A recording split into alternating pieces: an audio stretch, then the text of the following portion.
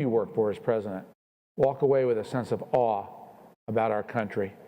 But thank you for returning a bit of that awe as I just stand here, look around, see this room, and I'm grateful to you for helping make it happen.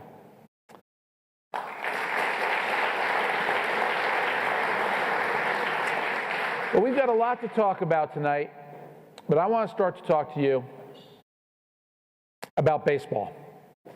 That's why I'm here. 4 baseball fans are standing on top of a mountain arguing about which one loves their team the most. One is a Yankees fan. One is a Padres fan. One's an Angels fan. And one's a Dodger fan. Well, the Yankee fan looks at his 3 friends and he says, none of you love your team as much as I love the Yankees. And to prove it, I'm going to leap off this mountain. He walks up to the edge of the mountain, looks down, leaps off, and all you can hear is, this is for the Yankees. Well, the Padre fan, he won't be outdone. He looks at his 2 friends on top of the mountain and says, neither of you love your team as much as I love the Padres. And to prove it, I'm going to jump off this mountain. He looks down, leaps off, and all you can hear is, this is for San Diego. That leaves the Angels fan and the Dodgers fan alone on top of the mountain. At which point, the Angel fan walks up to the Dodger fan, pushes him off the mountain, and says, this is for everybody.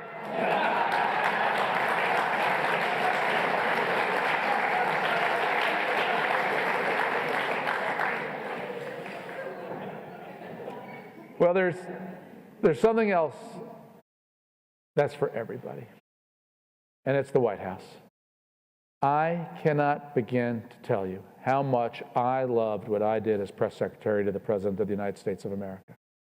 I loved standing my ground at that podium in the White House briefing room, dealing with some of the smartest, sharpest, most cynical, negative minds you will ever meet. The White House press corps. Under our First Amendment, they had the right to ask whatever they wanted. Because of my responsibilities, particularly during a time of war, I had the responsibility often not to answer. And I loved that intellectual game of chess that I had to play with them every single day. I was determined to stand my ground, make the case for a man and for policies that I believed in deeply, knowing that especially because my boss was a Republican, the press was going to ask the hardest, nastiest, worst, most cynical, biased questions they could think of, because it came naturally to them. But that was a different era. That was an era of some 20 years ago, when we all knew that the press was liberal. But at least back then, they said their job was to be objective. They said their job was still tell the story down the middle, and it didn't matter that all of them were liberal. It didn't matter that all of them were Democratic voters, or most of them Democratic voters. They still said their highest loyalty was to the truth, to objectivity, to fairness. And ladies and gentlemen, that era is over. They don't even pretend anymore. And as I watched how the press turned, especially, into activists determined to move the needle through the course of journalism, to tell certain stories certain ways, to ignore other stories so nobody would ever hear about them, I grew more and more incensed watching what was happening to our country. Because we need a fair press. We need an independent press. We need an objective press. It is a vital part of our democracy. We need a press to hold people in power to account. We need a press to ask hard questions to people in power. Not just some people, but all people. Not just a few questions, but regularly.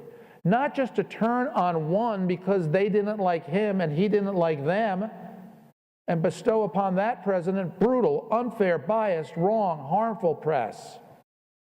And so as I watched their coverage of President Trump particularly, I realized I need to speak out. Now, I will always call the balls and strikes as I see them about President Trump. about anything that I see in public life. I see that as my role as a Fox News contributor. I didn't vote for President Trump in 2016. My ballot was blank at the top. I did vote for President Trump in 2020. I regularly praise him on policy. I think that his policies have been tremendously helpful, smart, good for America across the board. I regularly objected, often to his tweets.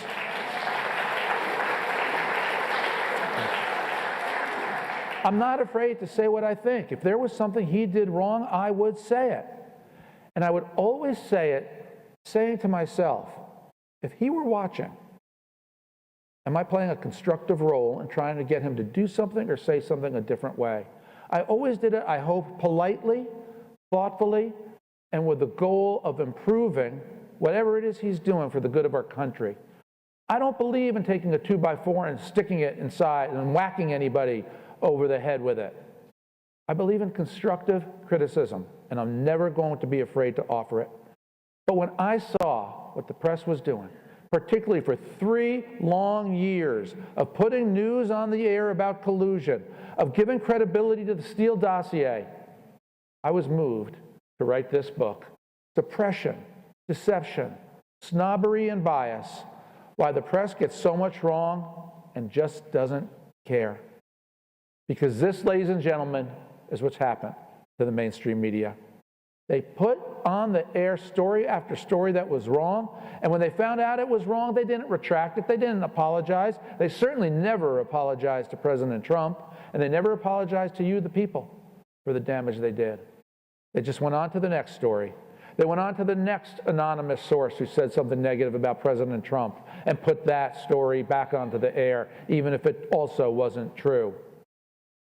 And so, I watch a lot of news. I read a lot of papers, left, right, center, a lot of websites, a lot of columnists. And I'm going to make you suffer through some of those tonight. Let's start with CNN, with Don Lemon. One of his shows. Now, it's fine to make fun of presidents. It's fine to be critical of President Trump. It's fine to be critical of President Obama or President Biden. It comes with the territory. But I want you to notice in the clip I'm about to play for you how Don Lemon and his guests started out being critical of Donald Trump, and it didn't take them long to be critical of anybody who supports Donald Trump, meaning half the country. The context of this is Secretary of State Mike Pompeo gave an interview to a reporter who asked him some questions about Ukraine that he did not like. And Secretary Pompeo said publicly that this reporter couldn't even find Ukraine on a map, which led to Don Lemon's discussion on CNN. University. Right. Also, he doesn't really say that she couldn't identify Ukraine on a map. He insinuates it's just a petty attempt to put her down, right? Is that what this is? Of course. Of course. He's just trying to demean her, and obviously it's false. And look, he also knows deep in his heart that Donald Trump couldn't find Ukraine on a map if you had the letter U and a picture of an actual physical crane next to it. He knows that this is, an administration defined by ignorance of the world. And so that's partly him playing to their base and playing to their audience, the credulous boomer Rube demo that backs Donald Trump, that wants to think that Donald Trump's a smart one, and y'all elitists are dumb. You elitists with your geography and your maps and your spelling, even though your math and your reading. Yeah, you're reading. Your geography, knowing other countries, sipping your latte. All those lines on the map. Only them elitists know where Ukraine is. Sorry, I apologize. But by the way, oh my God! But you know what? But it was Rick's fault. I blame Rick. But in all honesty, you know what Rick. NPR should do? Why not? Sorry, hold on. Wait. Can I tell give you me what, a second. Hold on. Sorry. That was good. Sorry, Rick. That was a good one. I needed that. Okay, so listen. Can someone please explain to me how, in the name of good journalism, can a CNN anchor laugh his head off at half this country. And ended by saying, thanks, Rick. That was a good one. I needed that. What kind of journalism is this? Now, I watched your faces as I was watching that and listening to that, and almost everybody in this room was disgusted watching this because this is CNN's journalism. They think it's hilarious to mock half the people in this country. And you know the people that they mock the most? The people that they don't understand? It's often conservatives, of course, populists, people who pray every day, people whose grandfathers taught grandchildren how to hunt at a young age. These are the people for whom the press has such a disdain that they can comfortably, happily, laughingly turn into some type of mockery to them. This is half the country. This is terrible for our democracy. This is terrible for our national unity. One of the reasons, ladies and gentlemen, that we are so polarized is because the press polarizes us. CNN's executives wanted Don Lemon to do this. This is the only reason a network executive could do it. They empowered all their anchors, all their reporters to give their opinions on the air. Instead of just being reporters who tell us what happened and let us decide what it means, they were trying to tell us what it's supposed to mean for us, instead of just reporting the facts and the truth to us. The Pew organization. Well, I'm sorry, before I get to that, I'm going to show you something else. So the White House briefing room, a few doors down from this wonderful room, on the other side of the White House. Go through that door, go down the stairs, go down, through the Rose Garden. 49 seats in the White House press briefing room. During COVID, there was social distancing, so there were only about 6 or 7 reporters allowed in the room. But after COVID passed sufficiently, the White House relaxed the rules, filled up the room again. Every one of the 49 seats was occupied by a White House reporter under President Biden. So what I did for my book was I hired an opposition research company to pull the voter registration information for those 49 reporters. It's public information. You can get it. I had my firm get the information.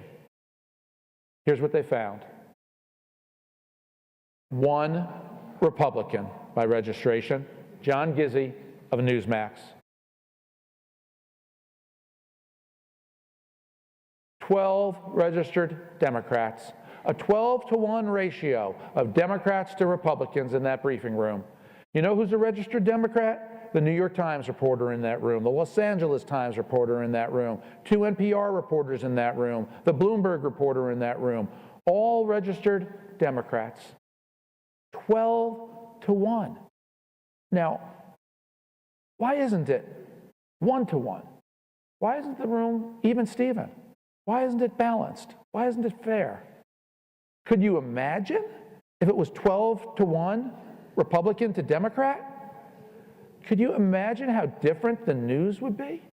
Can you imagine what you would be told that you're not told now? The information that would be shared with you? The information that wouldn't have made it onto the air? False information, wrong information, that someone in a more balanced newsroom would have caught, checked, and said, wait a minute, let's not put that on the air. If editors were fair, 50-50, somebody would have said before Don Lemon ever even thought about behaving like that, your job is to tell it straight. You don't laugh at the people of this country.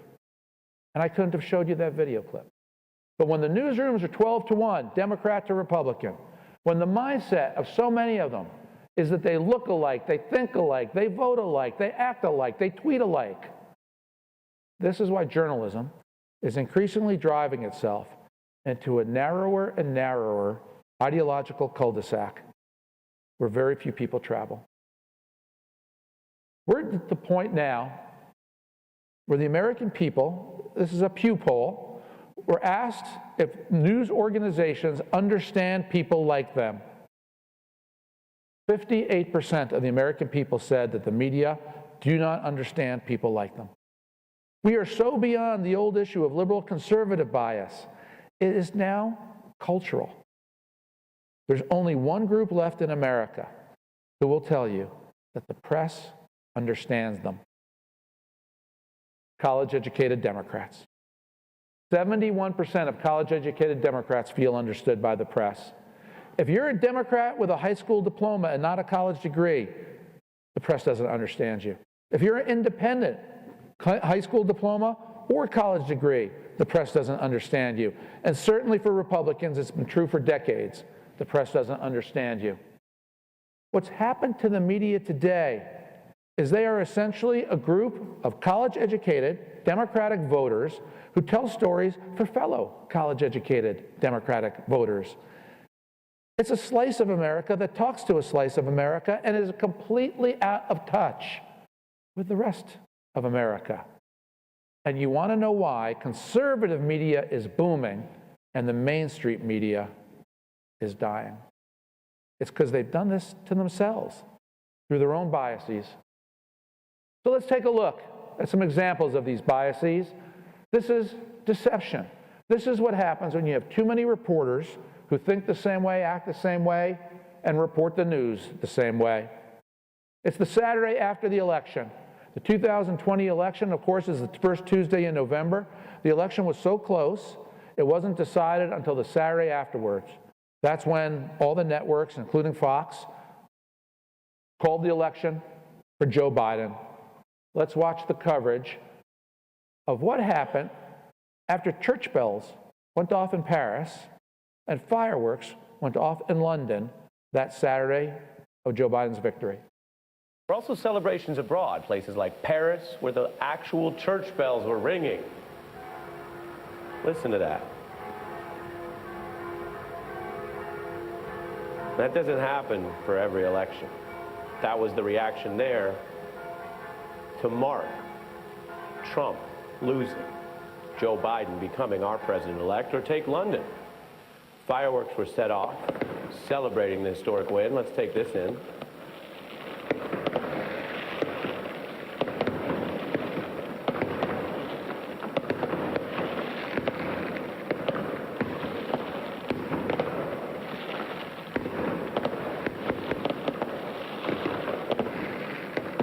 Millions of people in dozens and dozens of countries stopping to reflect on what we did, what you did here in America yesterday. Do you know why the church bells went off in Paris?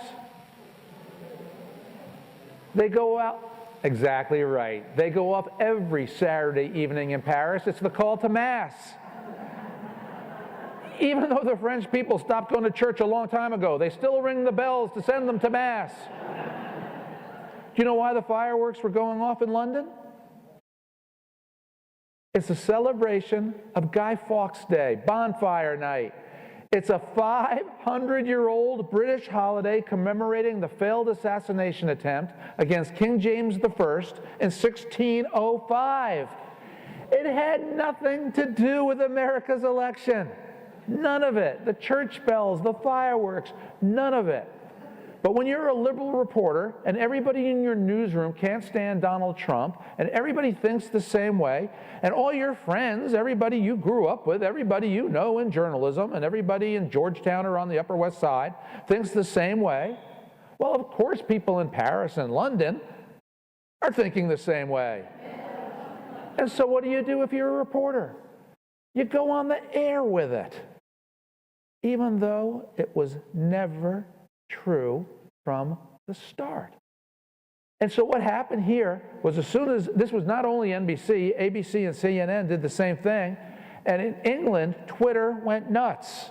Whether it was the Labour Party or whether it was the Conservative Party in England, they're all laughing at ABC, CNN, and NBC. And so once they realized, holy cow, we just put something on the air that is totally untrue, they didn't apologize. They didn't retract. They just went on to their next story. Because that, ladies and gentlemen, is too often how it works. And this is why I wrote this book, because I want to blow the whistle on how out of touch and bad and often wrong America's mainstream media can be. The media thinks There's too much money in politics. We hear it all the time. The media is about the only group of Americans I know who support publicly financed elections. Doesn't matter if you're on the right or left. Conservatives don't want their taxpayer dollars going to fund candidates or causes that they don't agree with. Liberals don't want their taxpayer dollars going to fund Republican or conservative ideas they don't agree with. The American people overwhelmingly against it. But the media thinks there's too much money in politics, and they condemn it every chance they can. It's called activism.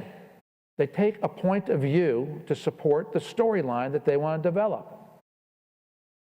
What I'm about to show you is after Mike Bloomberg, the mayor of New York City, former mayor, ran for Democratic candidate for president, spent $500 million and lost, and then he threatened to spend $1 billion to make sure that Donald Trump couldn't win. Brian Williams starts talking about it with a person who's on the editorial board of the August New York Times. See it as a possibility if he wants to spend $1 billion beating this guy, he could do it. Absolutely. Somebody tweeted recently that actually with the money he spent, he could have given every American $1 million. I've got it. Let's put it up on the screen. When I read it tonight on social media, it kind of all became clear. Bloomberg spent $500 million on ads. U.S. population 327 million. Don't tell us if you're ahead of us on the math. He could have given each American $1 million and have had lunch money left over. It's an incredible way of putting it. Yeah, it's an incredible way of putting it because it's actually a little over $1 per American. I mean, I understand that Brian Williams can't do math, but is there no one at NBC who can do math? No one? And how did this graphic get prepared that was put on the air? That's not someone's Twitter phone that they held up to a camera. This is a graphic piece of work that somebody inside NBC prepared that had to get approved by an editor in order to make it on the air. The entire conversation had to be approved by an executive producer for the whole thing to get discussed on the air. How wrong can they be in service to their activist cause, where they shoehorn facts to fit whatever it is they want to tell you, to the point where here they just make it up? Ruth Bader Ginsburg. The day Ruth Bader Ginsburg passed away, front page of the Washington Post, a pioneer devoted to equality. Antonin Scalia. The day he passed away, front page of the Washington Post, Supreme Court conservative dismayed liberals. Same event, the passing of a Supreme Court justice, same newspaper, same banner placement for a headline. But if you're a liberal, you get lionized. If you're a conservative, you get an attack obituary. Why wasn't the headline for Ginsburg, Supreme Court liberal dismayed conservatives? Why wasn't the headline for Scalia, a pioneer devoted to justice? Because, ladies and gentlemen, it's not how it works. When you pick up the newspaper and you read things, if you just picked up the Post and read that, you would think, yeah, Scalia, I mean, he was such an arch conservative. I can see why liberals didn't like him. This is how they do it. It's just the daily stuff that they call reporting and headline writing. And their finger is on the scale. Their entire writing hand is on the scale. Their entire body is on the scale. Elena Kagan, when she was nominated to the Supreme Court, she testified before the Senate Judiciary Committee and did what nominees have done for decades. She didn't answer questions about cases that were pending before the Supreme Court. This New York Times headline, Kagan follows precedent by offering few opinions. Good headline, accurate headline. Unless you're Brett Kavanaugh. And then the New York Times writes, Kavanaugh ducks questions on presidential powers and subpoenas. Why did Kagan follow precedent and Kavanaugh duck questions? Why didn't Kagan get the headline saying she ducked questions and Kavanaugh the headline saying he followed precedent? Or why aren't they fair to both sides? Why can't they simply report each followed precedent and decline to answer those questions? That would be news that's full, fair, in context, accurate. It's not what they tell you. The Gallup organization took a poll asking the American people if they have faith that the press tells the news fully, fairly, and accurately. The overwhelming majority of the American people say the press does not. Only group that says they do are Democrats. And with headlines like that for Elena Kagan, of course Democrats would think like that because the press serves it up to them the Democratic way. Nancy Pelosi, all of our favorite speaker. Nancy Pelosi goes to a meeting at the White House, a congressional meeting with President Trump, which means it's a meeting that's not going to accomplish anything. And she stands up in the cabinet room and wags her finger at President Trump, delivering a lecture to him about something. The press loved it. Viral photo captures power dynamic between Trump and Pelosi. Iconic image, the New York Times reports. Morning Joe, iconic photo. CNN, one woman standing up and giving it to the President of the United States at a table full of men. The press loves it when you stand up to power and wag your finger. Or do they? That's Arizona Governor Jan Brewer, a Republican. When President Obama came to visit Arizona, she greeted him on the tarmac, and she, with her finger, did unto President Obama as Nancy Pelosi, with her finger, did unto President Trump. Iconic photo. The press is going to love it. A woman standing up to a man. No, of course not. NBC News. Who have you ever seen talking to a president like this? CNN, the same outfit that praised Nancy Pelosi. Perhaps you should have shown him a bit more respect. Same thing, same person, doing the same type of person doing the same thing. The only difference, one person's last name began with open parentheses D, closed parentheses, and the other open parentheses R, closed parentheses. If you're a Democrat, you get praised for it. If you're a Republican, they bury you for it. This, ladies and gentlemen, is the hypocrisy, the activism, the proof that time and again reporters do this to one side and not the other side. Let's take our favorite Congresswoman, Alexandria Ocasio-Cortez. 2018, she emerges out of a bar in Queens and defeats, see, you just heard her glass fall. She defeats a longtime Democratic incumbent congressman in a primary. And the New York Times, Alexandria Ocasio-Cortez emerges as a political star. Oh, they loved her. Oh, they still love her. But guess what happened 2 weeks ago on the Texas border with Mexico? Maya Flores is elected to Congress, the first Mexican-American elected to Congress in the United States history. She took a seat that had been represented for 100 years by the Democrats, overwhelmingly Hispanic seat. She ran on the basis of love of God, of faith, love of country, love of family. That's what her issues were in this race. And when she won, I'm sure the New York Times called her a political star, no?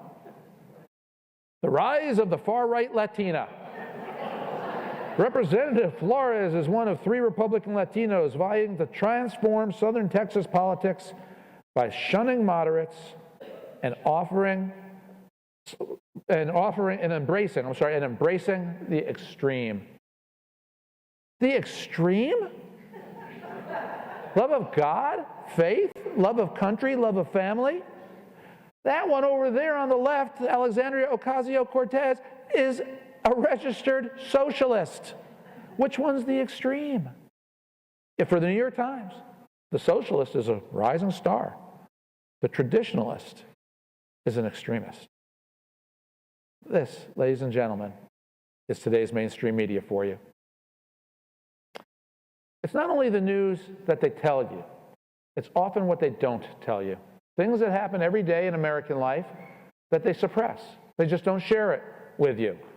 For example, my book, I'm happy to say, is number 6 on Publishers Weekly, number 8 on the Wall Street Journal, and number 0 on the New York Times bestseller list.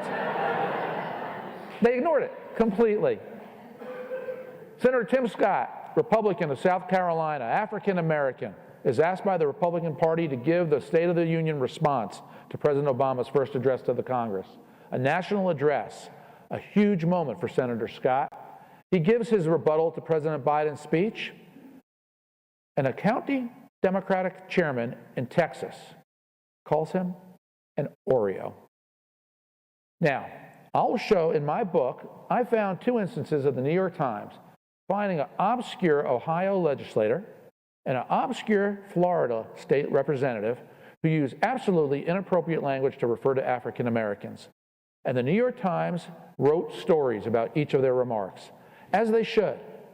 No one should say what these Republicans said. We don't speak like that anymore in this country, and I was glad to see them being held account for something they said that they never should have said. So what happens when a Democrat says something they never should have said, calling Senator Scott an Oreo? I'm sure the New York Times covered that too. No. Search results for the New York Times, no coverage. Search results for the Washington Post, no coverage. Search results for the networks, no coverage. This is what the media does. They go hard on one side and give a pass to the other side. Meet Madeleine Leader. Madeleine Leader worked at the Democratic National Committee, where there was a job opening in their data services department. She sent an email out that said, I personally would prefer that you not forward to cisgender straight white males. In other words, we have a job opening, but you can't get it if you're straight, if you're white, or if you're male. Now think about this. If somebody at the Republican National Committee sent out an email saying, we have a job opening in the Republican National Committee, unless you're gay, you're black, or you're female, then you can't apply. I guarantee you that would have turned into a full-blown instant media feeding frenzy. By this afternoon, if that came out in the morning, by this afternoon, the chairwoman of the RNC would have been forced to resign. By the media uproar demanding that everybody condemn this junior aide at the RNC who sent out such an intolerant, racist, absolutely wrong email. But when a Democrat does it, no coverage in the New York Times, no coverage on the network. This story happens every day, ladies and gentlemen. This country has, unfortunately, intolerant people on both sides. But why is only one side singled out for it and the other gets a pass?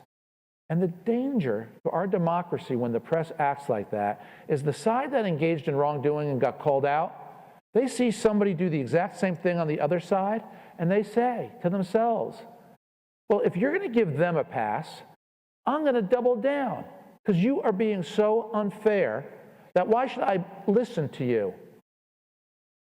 And the center, the comity, the unity of our nation decays even more because one side will double down and the other side will double down with its hate. We can't be a strong nation like that. And this is why we need a fair, objective press to hold both sides accountable, to do unto the Democrats what they regularly do to the Republicans. And the mainstream media has abandoned their duties to our country, to strengthening our democracy, because they increasingly play the role as Democratic spokespeople, representing one side in the debate, not both sides. Here's something else that was suppressed. During the campaign in 2020, COVID, Joe Biden, of course, campaigned from his basement. He didn't get out very much, but he did a lot of videos from his basement, a lot of so-called spontaneous events where he'd give speeches, address crowds, take questions, and we could watch Joe Biden give artful, good answers to these spontaneous questions that he was given. So one day he's doing one of these events from his basement for the AFL-CIO. And a young woman from the AFL-CIO has her chance to ask him a question. And she asks him about why is it that we can't get more people to join labor unions, and what can you do to make it easier for people to join unions? Let's watch. This is Rebecca Madreen, and this is my question. As a black woman in America who worked with union jobs and non-union jobs, I know that there's 60 million Americans saying that they would vote for a union today. And I would like to know, what will your administration do to help them give them that chance? Thank you. Move it up here. You know, there used to be a basic bargain in this country. Workers shared in the wealth their work helped create. If it didn't go well, they shared in the losses as well. Did you catch what his answer was? Move it up here. And then he answered. You know who he was talking to? The teleprompter operator. Now, if he couldn't answer that question without the teleprompter operator moving it up here, he had the answer loaded on his teleprompter for a spontaneous event. Which means if he had the answer on there, he had the question ahead of time too. He had the Q's, the A's pre-loaded, pre-done, pre-written for him. Now, you might think that the White House press corps, the campaign press corps assigned to Joe Biden, knowing that if he's elected, he'd be the oldest president in history, maybe they would have thought, wait a minute, how could you not be able to answer a softball question like that without a teleprompter? And how many of these spontaneous events actually aren't spontaneous? What previous events did you tell us were live, spontaneous events, but instead you had everything preloaded on your teleprompter, and all you had to do was read it? Why didn't they go into that feeding frenzy? Why didn't they hold Joe Biden to account? And the reason was simple. The Biden press corps knew that if they asked hard questions like that, they'd be making Donald Trump's case. And there was no way those reporters were ever going to make a case that would benefit Donald Trump.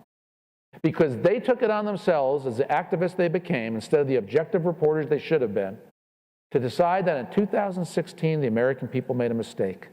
That the American people never should have elected this man, Donald Trump. And to save the republic, they were going to cover the news the way they covered the news, particularly in the campaign of 2020, where they didn't lay a glove on Joe Biden for anything.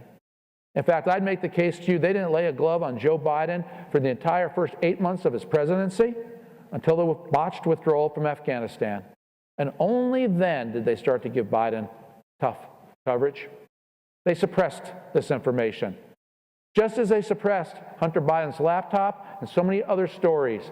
But this suppression of stories about Tim Scott or Madeline Leader at the DNC or Joe Biden not being able to answer a question without having an answer on a teleprompter, this is the stuff of daily politics. This is not just the stuff of Hunter Biden that we know was suppressed. It's how they do their job too often, too regularly. I'll show you two last slides. This was the Saturday that Joe Biden was declared the winner. That's right outside the White House. Aaron Rupert tweeted it. Aaron Rupert works for Vox, a liberal publication. He has 700,000 Twitter followers. It's party time outside the White House, Rupert tweets, in a big celebratory tweet. Nothing but praise. And 10 hours later, there's a football game. Notre Dame versus Clemson. Notre Dame upset then number one Clemson, and as how often happens in college football games, the fans poured onto the field. Aaron Rupert, the same man who earlier praised people and celebrated their taking to the streets to elect Joe Biden, turns into a COVID scold. Not ideal during a worsening pandemic. What on earth is the difference? People crowding in, people celebrating outside. I guess the difference is for Democrats, COVID knows their ideology and passes over them. They won't get it. But college football fans, oh no, they're going to be COVID spreaders. And it's not just Aaron Rupert at Vox. Axios, ostensibly a neutral publication. America Erupts, celebration of Joe Biden's victory. Same football game. Right back to scolding us. Party amid the pandemic. Notre Dame sacks Clemson. Ladies and gentlemen, I have seen it time and time again. It is wrong, it is unfair, it is harmful to the very essence of what makes a democracy thrive, which is fairness, which is objectivity, which is neutrality. This is the job reporters should do. But if they won't do it, we have no choice Conservative media will continue to boom, to grow, to be number one. Mainstream media will continue its long, decades-long, accelerating descent into unprofitability and increasing irrelevance, except for college-educated Democrats. Ladies and gentlemen, it's my pleasure, it's my honor to be with you. Thank you so much. I hope you enjoy the book. Thank you for having me.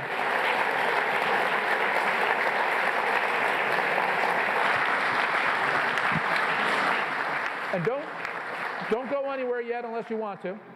I'm told we have time for a few questions. So in honor of an old White House tradition, if there's anybody in here named Helen, you get the first question. Yes, Helen from Iowa. How could you tell? I'm old enough to remember, Cronkite when he was on. And he came back after the Tet Offensive and made that analysis. Yeah. So I kind of think that's the beginning of all this. I just wonder if that's, in your opinion, if it is or not. Yep, I absolutely agree with that. The United States won the Tet Offensive. Our military won against the North Vietnamese. But in the telling of the American media, you never would have known that. It really was the first major instance of going from, or actually I could put it this way, of returning to the way journalism was for much of our nation's history, where journalists were really pamphleteers, advocating for one side or the other.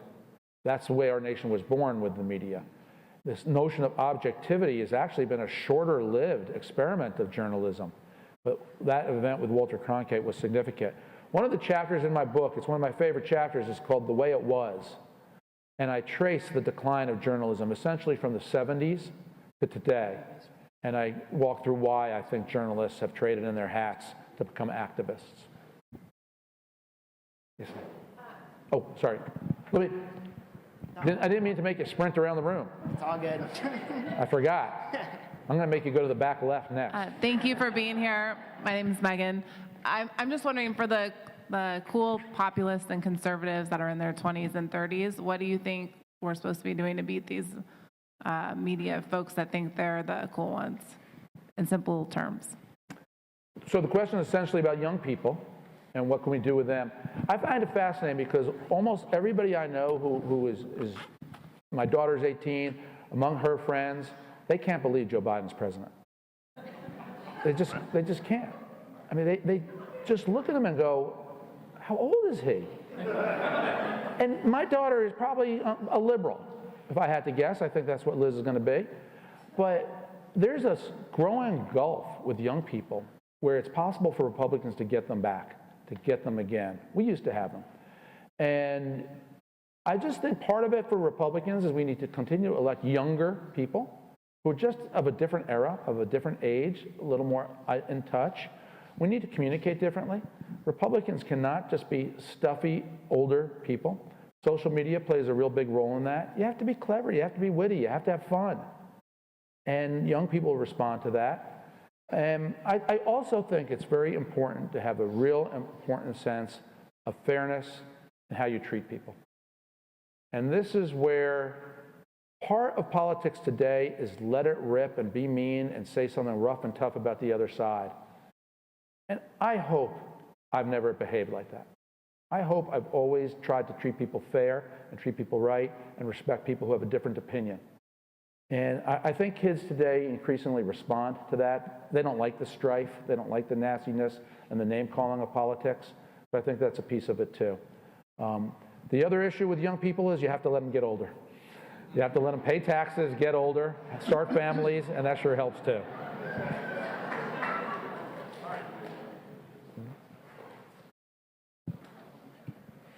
So Ari, a lot of people have complained that during the Bush administration, he was too silent as far as responding back to all this media bias, and I think that's in a way what made Trump appealing to a lot of our base. If there was something that you could do going back in time as far as how you would respond to the press, knowing what you know now, I'd be curious your insights on that. And you said, and I think you touched upon it just now, is people, especially our younger generation, want that fight. Because, you know, when we see this bias, you know, I started feeling very angry because I feel like my ideology is constantly being suppressed and the world around me is crazy. So that's matching the emotion that we feel as young people, that especially on the conservative side. So if it's not being nasty, what do we do how do we respond to it? It's a great question, and I think you framed it well. And I've heard this many times about President Bush wouldn't fight. We needed a fighter like Donald Trump. He did things that the establishment Republicans would never do. And I think there's an element to that. One of the things about President Trump is when he fights, he can swing so hard, he doesn't only take down the person he's fighting with, he takes down the 2 or 3 other innocent people standing next to that person. President Bush is old school. I think he really respects the office of the presidency and thinks there's a right way and a wrong way for presidents to comport themselves. I'd also say to you that toward the end of the Bush era, he was a bit of a different president than he was at the beginning. He had a lot more fight in him at the beginning. Iraq took its toll. And all the deaths, it really did start to add up on him. He became increasingly unpopular.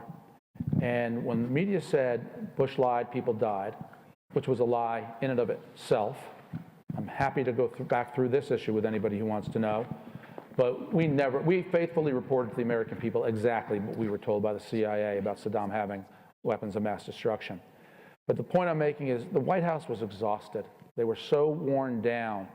They didn't think they had the credibility left that only the Republican base believed him anymore. That the American people had so turned on him because of Iraq that if they tried to fight back on that front, they just knew it would not go anywhere. But the other thing that Bush didn't have, that Trump has, and that we have now is conservative media, social media, Fox News being #1.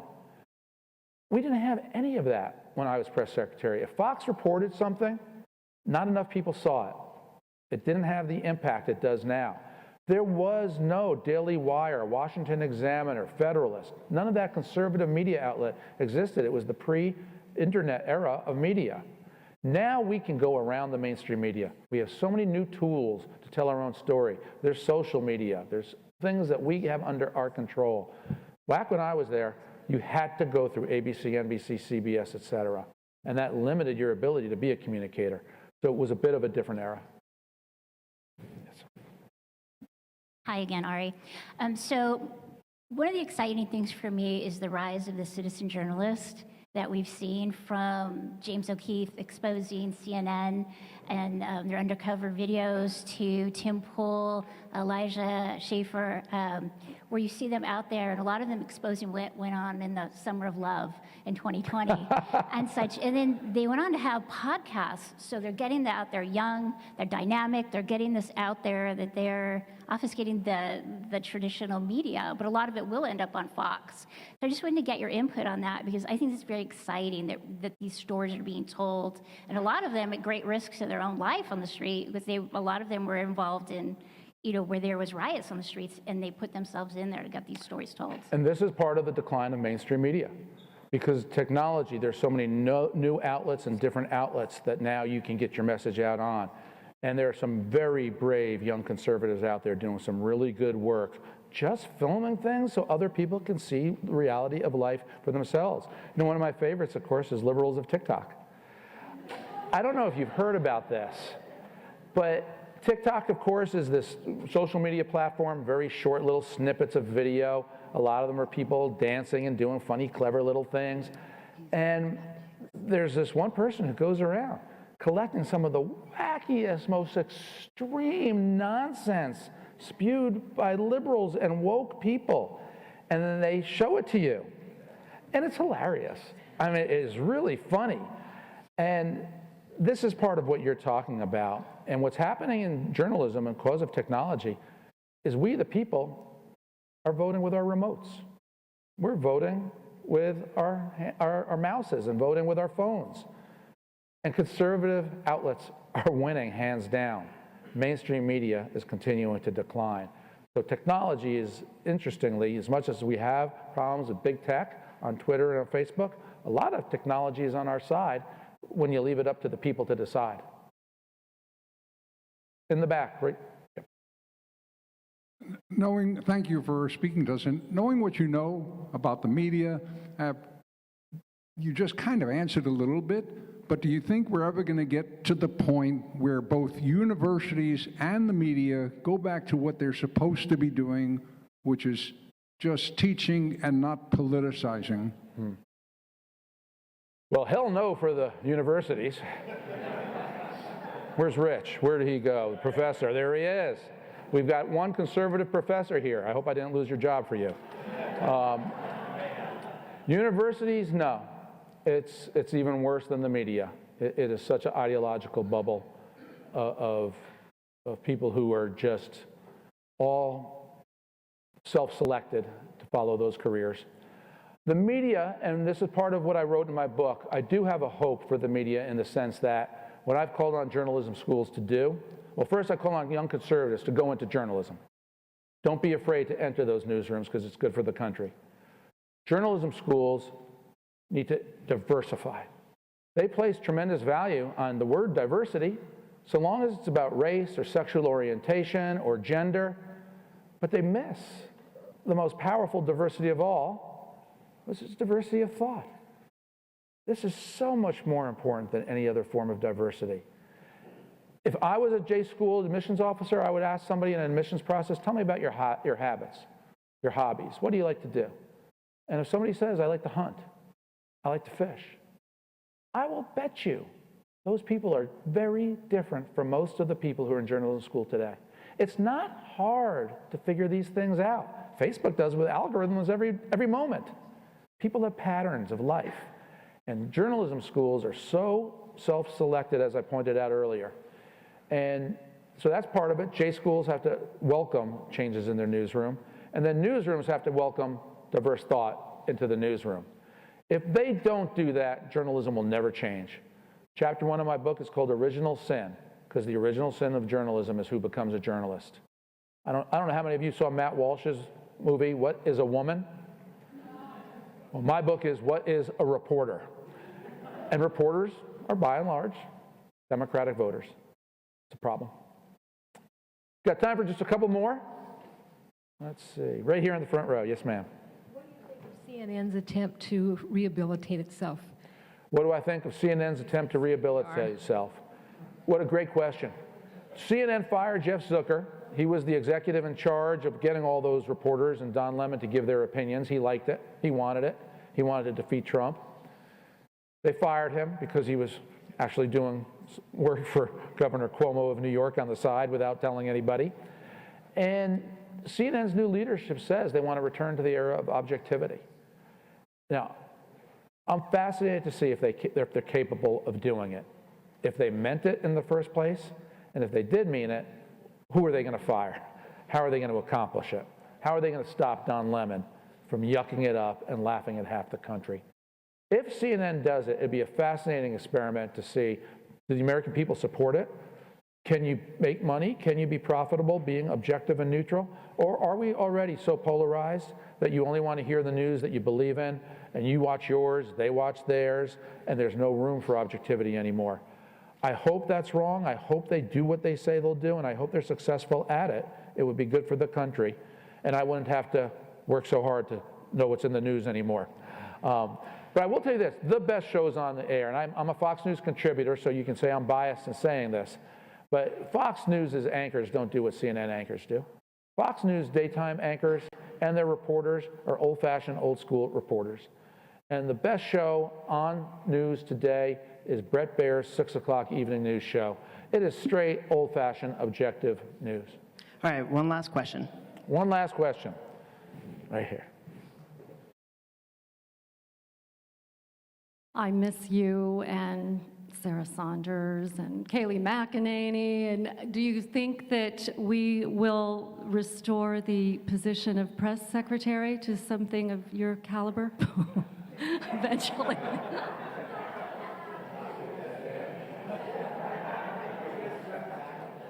Are you trying to get me to say something that's not nice to Kayleigh or not nice to Sarah?